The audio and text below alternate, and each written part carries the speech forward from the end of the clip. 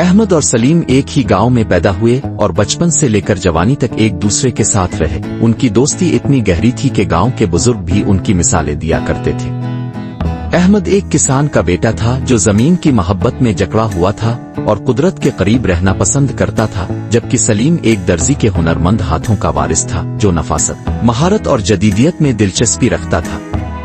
دونوں ہمیشہ ایک ساتھ کھیلتے، سیکھتے اور خواب دیکھتے کہ ایک دن وہ اپنے گاؤں کو ترقی کی راہ پر لے جائیں گے، لیکن وسائل کی کمی اور مواقع کے فقدان نے ان کے خوابوں کو محدود کر دیا تھا۔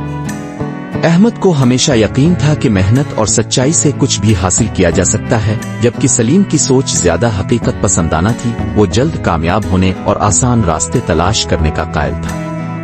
ایک دن احمد نے سلیم سے کہا، ہمیں اپنے خوابوں کو پورا کرنے کے لیے گاؤں سے نکلنا ہوگا، ہمیں کسی بڑے شہر جانا ہوگا جہاں ہمیں مواقع مل سکیں۔ سلیم پہلے تو ہچکچایا، مگر احمد کی ضد کے آگے ہار مان گیا اور دونوں نے گھر والوں سے اجازت لی، کچھ ضروری سامان باندھا اور اپنی قسمت آزمانے کے لیے ایک لمبے سفر پر روانہ ہو گئے۔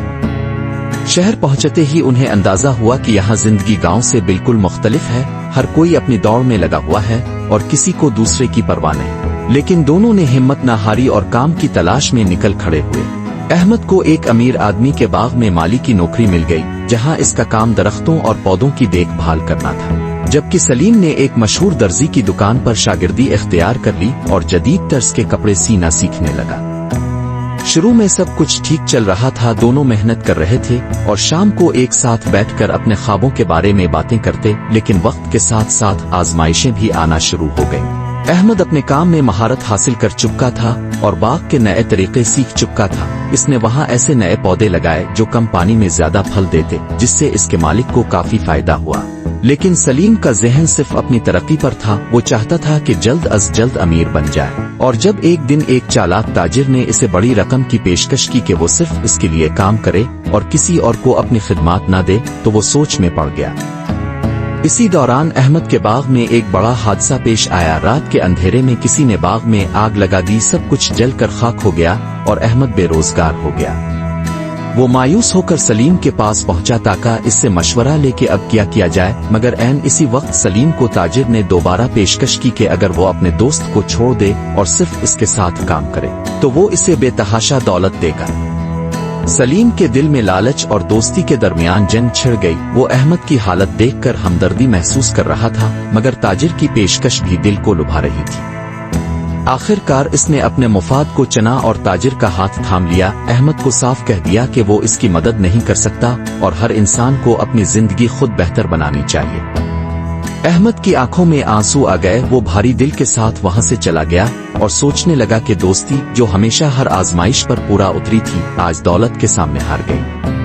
مگر اس نے ہمت نہ ہاری، اس نے شہر کے ایک بزرگ مالی سے مدد مانگی اور دوبارہ کام شروع کر دیا۔ اس نے دن رات محنت کی اور آخر کار اپنا ایک چھوٹا سا باغ بنا لیا، جو دیکھتے ہی دیکھتے مشہور ہو گیا۔